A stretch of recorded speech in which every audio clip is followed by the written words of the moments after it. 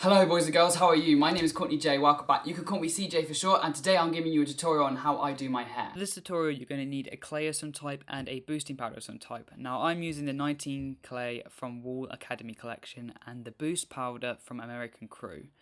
You will also need a comb, but this is of your choosing. Now before I begin working product into my hair, I like to make sure my hair is thoroughly clean, as this could have any residue from product from previous days. I will begin to dry my hair with a towel, working back to front and side to side. Now that I'm done with my towel, I will move on to my hairdryer. I will set this to the coolest settings, as this will prevent any damage caused from heat and also prevent unwanted volume.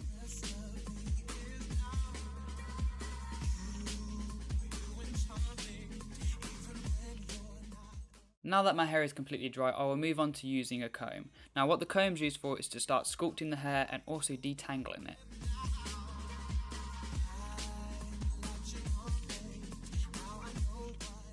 As you can see, I'm beginning to change direction where I comb my hair, as this will help to build structure but also a dynamic flow.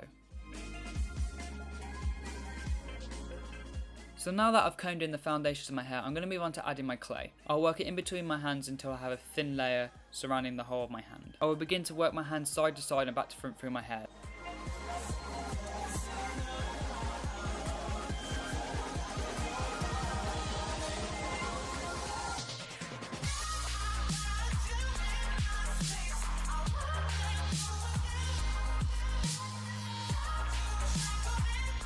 With my clay applied, I want to move on to using my comb. Now, the problem with clay is that sometimes it can build up a bit of residue in your hair, so you want to spread this out evenly. This is where the comb comes in.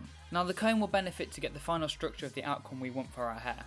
With the comb, what you want to do is try and get the best sweeping action to get the comb over style. With the combing done, we're going to move on to our powder. Now, I know a lot of you are asking, why do we need the powder? It looks like we've got the final result already. And this is where the powder really benefits. It works like cement in your hair, so it allows you to get past the purpose of using hairspray, as hairspray can give us a nasty crispy feeling which none of us want. Another benefit of the powder is that it will add volume to the hair. This will give the hair thickness and a bit more life. With the powder finally added, we're going to move on to our hairdryer again. Now we're going to set this to the hotter settings. The reason why we set this to the hotter settings now is because it allows us to add controlled volume to our hair.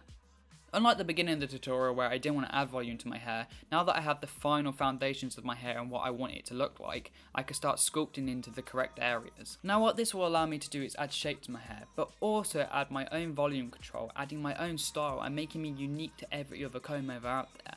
The whole point of hair is that you make your own style and you want to stand out. Now if you followed all my steps, this should be your final result.